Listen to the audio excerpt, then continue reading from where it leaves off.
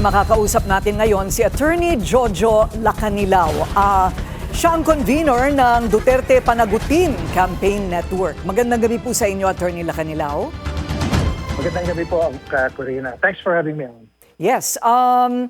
Ngayon po ay nasa unang phase pa lang or part 1 ng presentation ng depensa. So marami pa tayong hihintayin sa kung ano ang sasabihin ni Ginoong Kaufman in defense of the former president. But so far, how will you describe the arguments of the prosecution as against whatever the defense is now saying or claiming?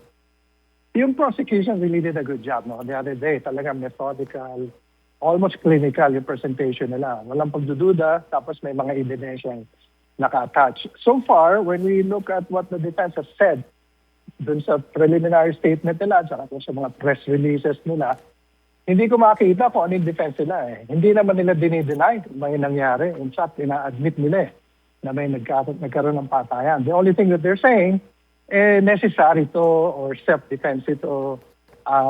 So 7,000 yung admitted, pero actually 20,000 yung calculation na marami. Lahat yun, self-defense, lahat yun, ang laban. Asan yung police report, asan yung mga ebidensya nila. So to me, really, ang description to, medyo bankrupt talaga yung defense.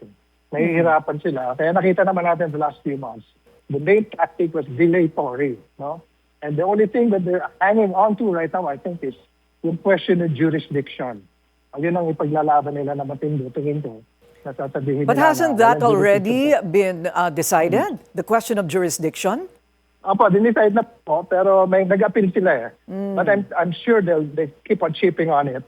Kasi parang yun na lang yung may liwanag ng konti sa defense nila .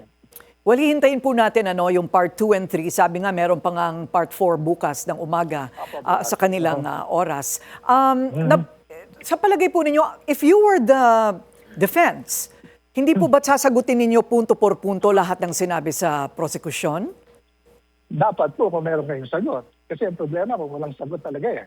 Kasi yung prosecution, if you watched it, no, everybody sort of watched it, galing ng pagkakalagay nila. May mga tabs. Tapos nakita natin ulit yung figure ni Presidente Duterte noong 2016, 2027. Talaga namang nakakatakot yung mga pinagsasabi niya, at pati yung itsura niya, napakatapang niya doon. So that's really a very parang slam dunk yung ginawa ng prosecution doon. At sa palagay po, yes.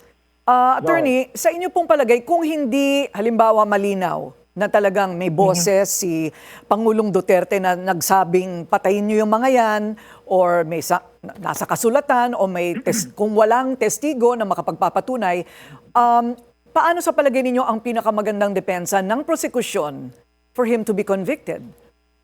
Pero meron po Yun dun po sa presentation on the merits of prosecution. Nakita na po natin na meron sinabi si Presidente, meron circular, ang PNP, yung ginamit na word na neutralize. But the fact is, yung pinakita ng prosecution, it's just tip of the iceberg, Corina. No? We will see everything, pati yung witnesses na unnamed na nagsabi, inutusan kami. Makikita natin yun sa trial phase. Ito kasi parang probable cause hearing lang to. Pinasilip lang sa atin yung konti. Pero dun sa pinasilip nila, parang tingin ko, lumagpas na sila dun sa threshold ng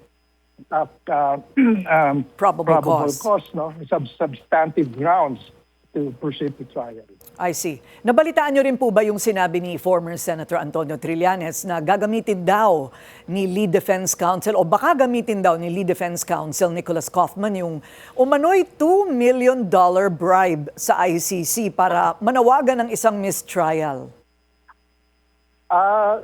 Siguro gagawin po niya. I don't know. Hindi ko po alam ang nasa isip niya. Pero I think dahil nga, to me, they seem to be clutching on straws. I will not pass it. Hindi ko sasabihin hindi nila gagawin yun. Pero gamitin nila. Pero, ICC will always defend its objectivity and integrity naman. At mahirap paniwalaan yung mga kwento na binayaran sila. I mean, ang defense ni, sabi niya, the whole world basically is conspiring against the only person who is a victim here, Duterte. Can you believe that kind of statement? It's just parang hyperbole talaga. Okay, may kumakalat po ngayon ng mga pictures, mga larawan ng ilang mga kamag-anak ng mga drug war victims na may dalang mga high-end bags sa sinasabing peke pala. Meron po bang bearing ito sa kahit na anong bagay na nangyayari sa The Hague? Wala po. Unang-una, foul talaga yan. It's below the belt. It's really fake news. Pinatunayan na po ng isang kasama namin na abogado yan. Yung tunay na picture talagang wala. Ngayon, may AI, binanggit niya kung sinong gumawa noon, na nilagyan nila ng mga high-end bags. No? Talagang foul. It's really bad.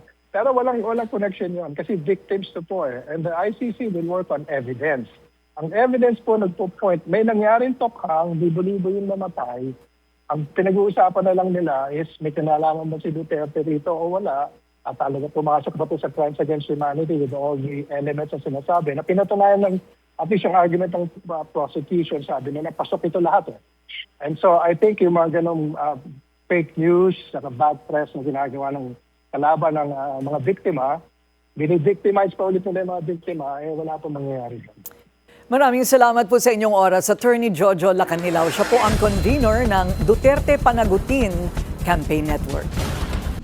Manatiling nakatutok sa Bilyonaryo News Channel. Sumubaybay sa aming social media accounts at mag-subscribe sa aming YouTube channel para sa mga bago at eksklusibong balita.